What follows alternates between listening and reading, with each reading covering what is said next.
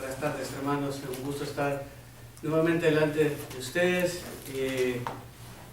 No sé si han pensado ya en retrospectiva, muchas veces pasamos por aflicciones, por pruebas. ¿Cómo reaccionamos ante las pruebas? ¿Cómo reaccionamos cuando la vida nos aprieta un poco? ¿Qué actitud tenemos ante las dificultades, ante los problemas? ¿Cómo reaccionamos? ¿Cuál es nuestra primera reacción, nuestra primera acción? Y les leo algo y lo van a reconocer. De paz, inundada mi senda ya esté, o cúbrala un mar de aflicción. Cualquiera que sea mi suerte diré, estoy bien, tengo paz, gloria a Dios. Estoy bien, gloria a Dios, tengo paz en mi ser, gloria a Dios. ¿Es así como reaccionamos siempre? ¿Es esa la primera reacción? Gloria a Dios, descanso en ti, te alabo, confío en tu soberanía. ¿O tendemos a preocuparnos, tendemos a hacer cualquier otra cosa, a mordernos las uñas antes de ir ante el trono de la gracia y alabar al Señor e interceder por nuestra causa? Como creyente, hoy quiero dejarles este mensaje, que debemos orar basándonos en dos pilares que te sostendrán ante las pruebas y las dificultades. Son dos pilares para sostenerte ante las pruebas y las dificultades. El primer pilar para sostenerte es que debes orar reconociendo que Dios es soberano. Y el segundo es que debes orar sometiéndote a la voluntad de Dios. Y para esto quiero que me acompañen a Hechos, capítulo 4, versículo 23. Y en lo que lo encuentran, quiero hablarles un poco acerca del contexto. El libro de los Hechos, escrito por Lucas a Teófilo, comienza muy parecido al libro de Lucas, puede ser una continuación del libro de Lucas. Jesús les encomendó esperar al Consolador. Jesús resucitado aparece, les da las últimas palabras, sube al cielo, aparecen unos hombres vestidos de blanco y le dicen que así como se fue, Él regresará. Recibieron el Espíritu Santo, les dijo que esperaran en Jerusalén, recibieron el Espíritu Santo en el capítulo 2, fueron empoderados, se convirtieron en 3.000 personas, Pedro predicó, ustedes lo conocen. Y en el capítulo 3 vemos algo interesante. Pedro y Juan suben al templo, y cuando estaban subiendo al templo sanaron a un hombre cojo de nacimiento. Todo el mundo lo conocía, todo el mundo sabía que estaba ahí, estaba todos los días ahí. Lo sanan y el hombre comienza a dar gritos de alegría, alabando a Dios y todo el mundo sorprendido. Vienen las autoridades, apresan a Pedro y a Juan, pasan una noche ahí y al día siguiente los amenazan, al día siguiente los ponen contra las puertas y les dicen: no prediquen más a Cristo. Están predicando acerca de la resurrección, decían los saduceos, están hablando otra vez de este Cristo, pero al mismo tiempo tenían a todo el mundo, a toda la gente afuera, dando gloria a Dios porque habían visto lo que habían hecho con este hombre. Finalmente, después de amenazarlos una y otra vez, los dejan ir. Y vemos desde el principio de Hechos que la iglesia estaba junta, estaban unánimes, perseverando, dice muchas veces. Me imagino que habrán estado orando mientras esperaban la liberación de Pedro y Juan. Y finalmente los liberan. Me imagino que con una gran alegría, wow, qué terrible lo que nos pasó, iban hablando, glorificando a Dios. Llegan, abren la puerta, imaginémonos que estaban ahí en una casa pequeña, en un lugar grande, no es explícito el texto. Puede ser que eran muchísimos que estaban por ahí en el pórtico de Salomón, puede ser un grupo más pequeño que estaban en un lugar, pero imaginémonos que abren la puerta, entra y los ven: Pedro, Juan, gloria a Dios. Y miren lo que dice Hechos 4, 23 al 30. Al oír ellos esto, unánimes, alzaron la voz a Dios y dijeron: oh Señor, tú eres el que hiciste el cielo y la tierra, el mar y todo lo que en ellos hay, el que por el Espíritu Santo, por boca de nuestro padre David, tu siervo, dijiste: ¿por qué se enfurecieron los gentiles y los pueblos tramaron cosas vanas? Se presentaron los reyes de la tierra y los gobernantes se juntaron a una contra el Señor y contra su Cristo. Porque en verdad en esta ciudad se unieron tanto Herodes como Poncio Pilato, juntamente con los gentiles y los pueblos de Israel, contra tu santo siervo Jesús, a quien tú ungiste, para hacer cuanto tu mano y tu propósito habían predestinado que sucediera. Y ahora, Señor, considera sus amenazas y permite que tus siervos hablen tu palabra con toda confianza, mientras extiendes tu mano para que se hagan curaciones, señales, prodigios, mediante el nombre de tu santo siervo Jesús. Y dice que después que oraron, el lugar donde estaban reunidos tembló, fueron llenos del Espíritu Santo y hablaban la palabra de Dios con valor. Quiero que nos enfoquemos en la oración propiamente, de los versículos 24 al 30, y que veamos la manera en que podemos responder ante las pruebas y las dificultades. Cómo estos hermanos respondieron, cuál fue su primera impresión. Estaban en oración, recibieron esta buena noticia, pero también había malas noticias detrás de eso, muy malas noticias. Sabían todo el contexto, habían matado a su Salvador y ahora lo comenzaban a amenazar. ¿Se dejarían amedrentar? ¿Estaban turbados? ¿Qué es lo primero que hacen? El primer pilar: debes orar reconociendo que Dios es soberano para sostenerte ante las pruebas y las dificultades. Miren el versículo 24 conmigo. Al oír ellos esto, ¿qué oyeron? Lo que Pedro y Juan les acababa de decir. ¿Quiénes son ellos? ¿Quiénes son esos suyos que dice el versículo 23? ¿Quiénes son esos ellos del versículo 24? Usualmente se usa refiriéndose a la comunidad de creyentes en Jerusalén. Lo usa también en Hechos 2, 44 al 47. No dice si era un grupo chico, un grupo grande, pero lo que sí es que estos hermanos probablemente habían estado orando por ellos. Regresan donde los suyos como hermanos, cargados tal vez de no sabían si iban a volver a verlos. Regresan y dice que al oír esto, unánimes, en un mismo sentir, como habían estado desde el principio, esperando por la promesa, luego después de que recibieron la promesa, esperando juntos, predicando el Evangelio, compartiendo todos los unos con los otros. Y dice que unánimes, lo primero que hicieron es que alzaron la voz a Dios y dijeron, unánimes, tiene que ver con una misma mente, con un mismo propósito. Es un adverbio que describe el verbo, alzaron. ¿De qué manera alzaron la voz? Unánimes. No cada quien comenzó a alzar sus voces y casualmente todos comenzaron a orar lo mismo, sino que juntos, como un cuerpo, ya sea que alguien estaba guiando la oración y todos estaban en el mismo sentir, o como sea que haya sido, el punto es que estaban juntos, estaban en una misma mente, en un mismo sentir, alzaron la voz. Dice que alzaron una voz, no dice que alzaron sus voces, alzaron una voz, tiene que ver con lo mismo, estaban en la misma sintonía, estaban en comunión. Esto no quiere decir que no se alegraron cuando ellos llegaron, sino que Él merece toda la gloria siempre. Esto les estaba dando perspectiva, y que es a Él a quien tenemos que acudir cuando tenemos necesidad. Se sentían amenazados. Los del Sanedrín les habían dicho, no lo hagan, no prediquen. Y Pedro había dicho, pero no podemos desobedecer a Dios. Si Él nos ha pedido que lo hagamos, no podemos dejar de predicar. Y sabían las consecuencias que eso eventualmente traería. Era reconfortante para los apóstoles venir donde los hermanos y alzar la voz ante Dios, al unísono, como un solo hombre, como un solo cuerpo. Y dice, y sigue en el versículo 24, oh Señor, dirigiéndolo al Señor, no a alguien, no a otro ser, no a alguien etéreo, no entre ellos, no se estaban dando ánimo, se dirigen al Señor y dice, oh Señor, tú eres el que hiciste el cielo. Y ese Señor es déspota.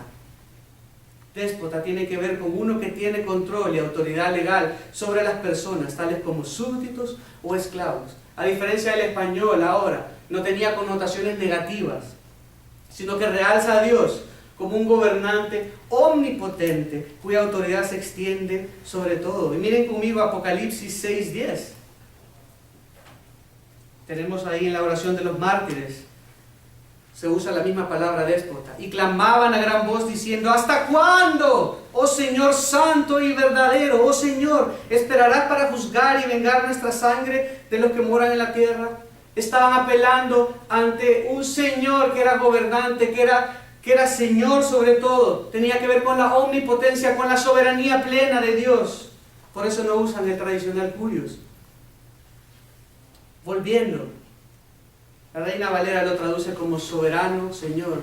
Quizás es un poco más claro que la Biblia de las Américas, porque le da ese énfasis añadido que tiene el déspota. La reacción inmediata de ellos fue levantar su voz y decir: oh Señor, tú eres el que hiciste el cielo y la tierra, el mar y todo lo que en ellos hay. Habla del Dios creador. Está haciendo referencia al Salmo 145, versículos 5 y 6, si lo pueden buscar. Está citando parcialmente el Salmo. Miren lo que dice el Salmo: bienaventurado aquel cuya ayuda es el Dios de Jacob, cuya esperanza está en el Señor su Dios, que hizo los cielos y la tierra, el mar y todo lo que hay en ellos. En el Salmo 146, el salmista alaba a Yahweh como el creador del mundo. Deja en evidencia a los gobernantes del mundo, inútiles a largo plazo en afectar a los fieles del Señor. Él providencialmente cuida a su pueblo. Estaban citando la Escritura. ¿Qué oraban? La Escritura misma. Estaban tomando pasajes que sabían que tenía que ver con la soberanía de Dios y que les daría ánimo. Oraban la Escritura. Qué importante. También toman como modelo la oración de Ezequías en Isaías 37, 16. Si quieren se los leo. Cuando Sennacherib había blasfemado contra el Señor y tenían miedo. Y dice: Señor, por favor, Jehová de los ejércitos, Dios de Israel, que moras entre los querubines, solo tú eres Dios de todos los reinos de la tierra. Tú hiciste los cielos y la tierra. Por amor a tu nombre, por amor a tu gloria, sálvanos, le dice más adelante. Es la misma idea. La comunidad estaba pensando teológicamente. No estaba simplemente llorando al Señor y diciendo: Señor, ayúdanos. Sino estaba pensando, conocían la Escritura, estaban orando la Escritura y estaban aferrándose a lo que la Escritura sí decía. Miren el versículo 25. El que por el Espíritu Santo, por boca de nuestro Padre David, tu siervo, dijiste. Identifica otra vez quién es ese Dios. Atrás había dicho que es el Creador. Ahora está diciendo: tú eres el que por el Espíritu Santo habló a través de un autor humano. Y ahora partirá nuevamente a citar más Escritura. Viene la comunidad, ese grupo que estaba reunido, y cita el Salmo 2. Si lo pueden buscar. Es una oración definitivamente que está saturada de la Escritura. Dios habló a través del Espíritu Santo por medio de David, su siervo. Y dice la cita que hace del Salmo 2: ¿por qué se enfurecieron los gentiles y los pueblos tramaron cosas vanas?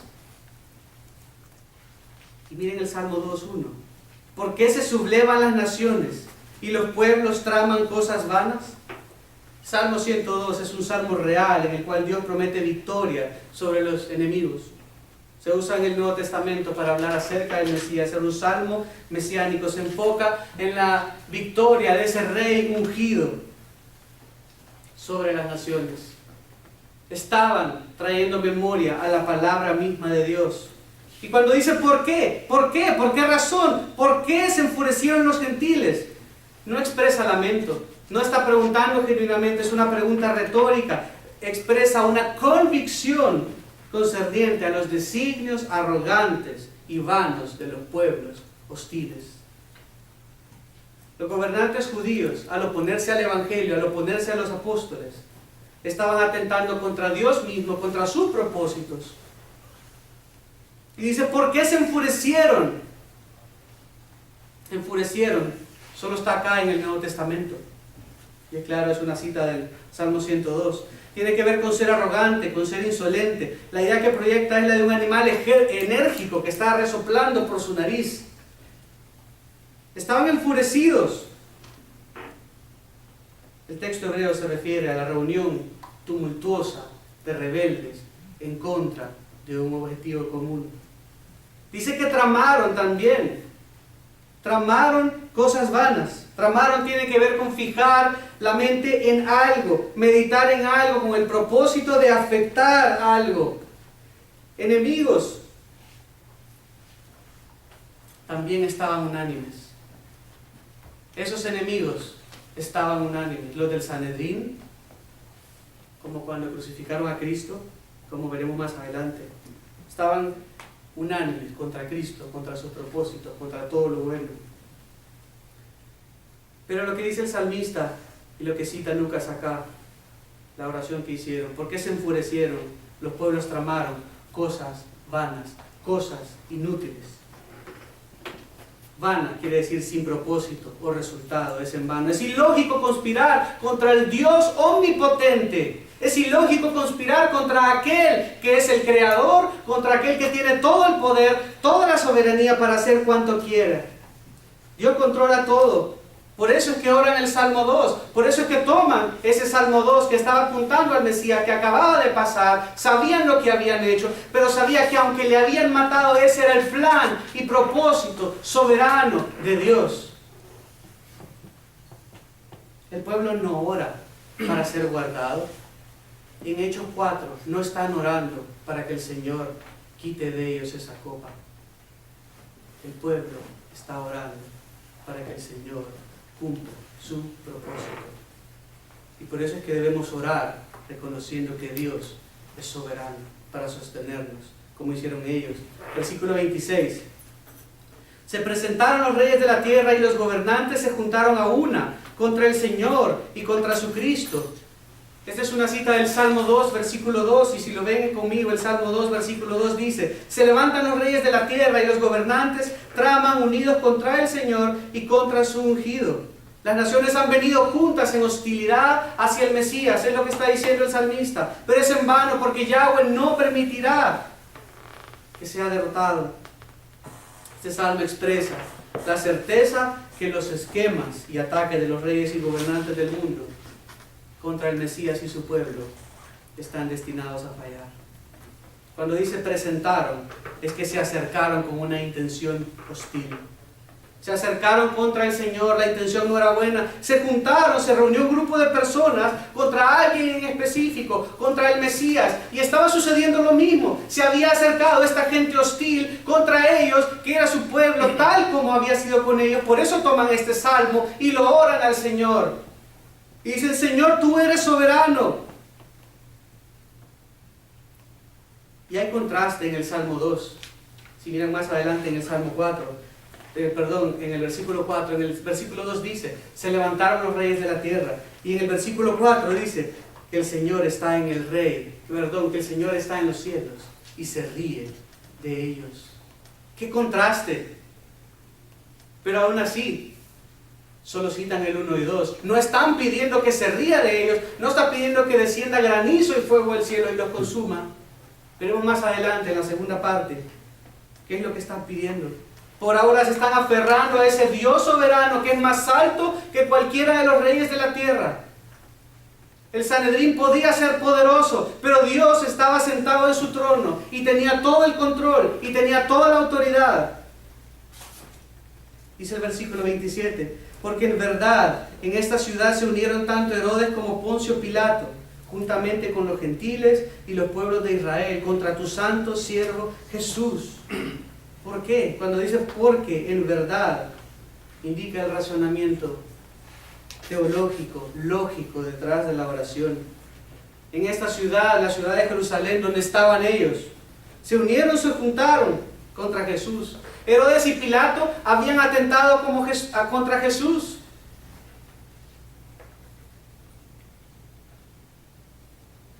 Habían atentado contra su vida. Herodes era un gobernante judío que visitó a Jesús, que vistió a Jesús con túnicas reales. Fue cómplice de su muerte. Pilato, prefecto romano, que trató de liberar a Jesús, pero que finalmente lo condenó a muerte. Y hay una relación.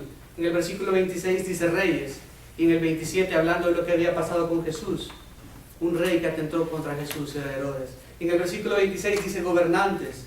En el versículo 27 habla de lo que había pasado, Pilato y el concilio. Sucede también con los verbos. En el 4.26 dice que se juntaron, y en el 4.27 dice que se unieron. En el griego es la misma palabra, usando las mismas palabras, los mismos términos. Está conectando el allá y el hoy, lo que acababa de pasar contra eso, y estaba pasando otra vez contra él mismo, a través de su pueblo, a través de sus discípulos.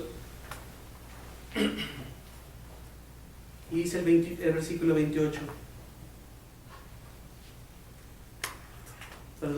seguimos en el 27. Juntamente con los gentiles y los pueblos de Israel, contra tu santo siervo Jesús, a quien tú ungiste. Atentaron contra el Mesías, atentaron contra el siervo de Dios, atentaron contra un siervo santo, contra un siervo que había sido apartado por Dios para cumplir sus propósitos. Cuando dice ungiste, tiene que ver con Dios apartando a Jesucristo para su obra y misión. Era un siervo apartado y dispuesto para cumplir los propósitos de Dios, a pesar de todas las acechanzas, a pesar de todo lo que habían hecho. Para hacer todo, versículo 28, cuanto tu mano y tu propósito habían predestinado que sucediera. A este, dice en Hechos 2:23, entregado por el plan predeterminado y el previo conocimiento de Dios, clavasteis en una cruz por manos de impíos y le matasteis. Si Dios había permitido que mataran a su hijo, fue porque era su plan. Él era el soberano y él seguía siendo el soberano. A eso se aferraban ellos y decían: Señor, si tú permitiste todo eso, nos acecharon a Cristo, atentaron contra Cristo, pero tú eres Rey soberano y lo permitiste porque esa fue tu voluntad. Tu voluntad había permitido, había predestinado que así fuera. Predestinado tiene que ver con que Dios ha decidido que algo suceda antes, desde antes. Reconocen que Herodes y Pilato y los que conspiraron contra Jesús fue por voluntad y propósito de Dios. Nabucodonosor se resistió muchas veces a reconocer la soberanía de Dios. Muchas veces. Y sabía y dijo: bueno, sí, el Dios de Daniel, ok. Pero llegó un punto que el Señor tuvo que humillarlo y pasar 7 años como animal. Pero al fin de los días, Daniel 4:34, yo, Nabucodonosor, alcé mis ojos y recobré mi razón, y bendije al Altísimo, y alabé y glorifiqué al que vive para siempre, porque su dominio es un dominio eterno, y su reino permanece de generación en generación. Él actúa conforme a su voluntad. Tu hermano, ¿reconoces la soberanía de Dios cuando estás pasando por diversas pruebas? Acudes a alabarlo a Él y a acudir a Él porque Él es el soberano, aunque no entendamos. ¿Es esa tu primera reacción? Debemos orar reconociendo que Dios es soberano. El segundo punto es que debemos orar sometiéndonos a la voluntad de Dios. Y esos son los 2 versículos finales. Y ahora, Señor, este día, Lucas toma una máquina del tiempo y pasa del pasado a hoy. En la oración pasan del pasado, haciendo la ilustración, orando la Biblia, y se refieren a hoy. Considera sus amenazas. Quiere decir, pon atención, mira, por favor. Pide que pongan atención, que observe, que el Señor se preocupe por lo que está pasando. Sabían que el Señor sabían que el Señor los amaba, sabían que era la voluntad del Señor. Pero la intención de ellos es no ser librados. En ningún momento dice eso. Sino le piden al Señor que esté con ellos para enfrentar la oposición y sufrir fielmente. Saben que unirse a los sufrimientos de Cristo es algo que pasará y que es algo glorioso. No oran como el Salmo 2 pidiendo que Dios se ría de ellos, sino que Dios esté con ellos. Se someten a la voluntad de Dios sabiendo que si eso estaba pasando era porque Dios así lo quería. Se sometieron y en lugar de decir sálvanos, le dice: Señor, considera sus amenazas, ve lo que está pasando. Y sabemos esto por lo que dice también después: y permite que tus siervos hablen tu palabra con toda confianza. Permitir enfrentar la oposición y que hablen su palabra. Sabían que el Señor les había pedido que compartieran, que fueran a las naciones y que predicaran. Reconoce que son esclavos. Permite que tus siervos, la palabra siervos ahí es esclavos, reconocen su posición como esclavos y quieren estar bajo el control, bajo su mano, bajo su soberanía, reconociendo que si estaban así era porque la voluntad del Padre era que estuvieran así. no dependen de ellos. Piden que puedan enfrentar esa oposición y que puedan hablar con confianza, con denuedo, con valentía. Piden, en primer lugar, enfrentar la oposición y sufrir fielmente. Luego, hablar con coraje y confianza. Y luego, como veremos en el versículo 30, que Dios valide el mensaje que darán. Dice en el versículo 30, mírenlo conmigo: mientras extiendes tu mano para que se hagan curaciones, señales y prodigios mediante el nombre de tu santo siervo Jesús. Enlaza la misma idea del versículo 28. Piden que Dios muestre su gloria, que Dios valide el mensaje que ellos iban a dar, que Dios vaya con ellos, que haga señales y prodigios. Había sido una señal, un prodigio en el capítulo 3, el que permitió que este cojo fuera salvo y el que permitió que Pedro se parara y predicara ante esta gente, que fueran apresados, que fueran llevados al Sanedrín y estando en el Sanedrín también hablaran de Cristo en el Sanedrín. Y es como una petición y no es como una petición, porque dice mientras, sabiendo que Él lo va a hacer, sabiendo que Él lo ha prometido, mientras extiendes tu mano. Y el Señor lo hizo. Miren un capítulo adelante, en el 5:12. Por mano de los apóstoles se realizaban muchas señales y prodigios entre el pueblo, y estaban todos unánimes en el pórtico de Salomón. El tono del versículo no es una petición. La idea es reconocer cómo Dios obra, sabiendo que Él obrará, sabiendo que Él iba a ir delante de ellos. Y el versículo 31 dice: después que oraron, eso ya no es parte de la oración, eso es una conclusión. El lugar donde estaban tembló, fueron llenos del Espíritu Santo.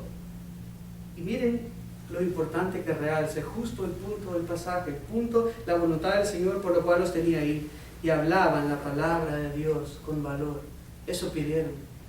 Señor, cumple tu propósito. Señor, yo me aferro a ti, confío en ti, te alabo por tu soberanía, reconozco que eres soberano, oro tu palabra, clamo a ti por esto, sé que tú estarás con nosotros, sé que tú cumplirás tu propósito a pesar de todas estas acechanzas. Cúmplelo, por favor, danos valor, danos coraje, que podamos predicar fielmente, que no nos dejemos amedrentar. No se amedrentaron. Amado, debes orar sometiéndote a la voluntad de Dios para sostenerte ante las pruebas y las dificultades. Que Él cumpla su propósito en tu vida y en cada situación para la gloria de su nombre. Hay una familia en Nebraska, recién supimos esto. Eran 5, perdieron hace 10 meses a su mamá por cáncer. Hace 2 semanas él se colapsó enfrente de sus hijos con una convulsión violenta, fue trasladado al hospital y descubrieron que tiene un cáncer agresivo en el cerebro. Duro, pruebas difíciles, pero aparece en el hospital después de la operación con sus hijos, a través de un videito de Facebook, predicando el Evangelio y diciendo que lo que quieren es que sepan que Dios es bueno, que Dios merece toda la gloria, que si alguien no se ha arrepentido de sus pecados, que lo hagan, y al final terminan cantando sublime gracia. Eso es someterse a la voluntad de Dios. 1874, un barco francés chocó con otro bote y se hundió. Casi todos murieron. La señora Stafford sobrevivió, la encontraron flotando en el agua. Cuando la rescatan, se dieron cuenta que sus 4 hijos habían muerto. Su esposo, Horacio Spafford, no iba en el bote y le manda un telegrama: solo yo me salvé. 2 años después, su esposo escribió esto: de paz inundada mi senda ya esté, o cúbrala un mar de aflicción.